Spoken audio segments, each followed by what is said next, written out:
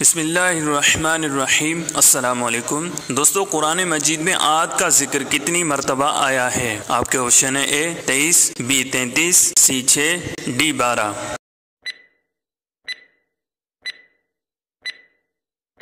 صحیح جواب ہے آپشن اے 23۔ قرآن مجید کی سب سے بڑی سورت کون سی ہے؟ آپ کے آپشن ہے اے سورہ آل عمران، بی سورہ بقرہ، سی سورہ نساء، ڈی سورہ نمل۔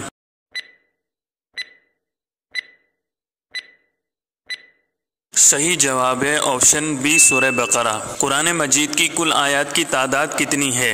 آپ کے آپشن ہے اے 6666، بی 6960، سی 6266، ڈی 6000۔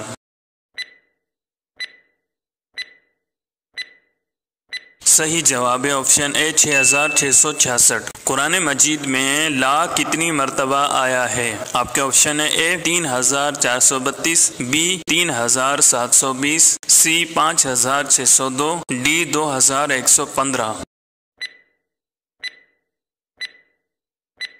صحیح جواب ہے آپشن بی 3720۔ قرآن مجید میں حضرت جبرائیل علیہ السلام کا ذکر کتنی مرتبہ آیا ہے؟ آپ کے آپشن ہے اے 4، بی 6، سی 1، ڈی 3۔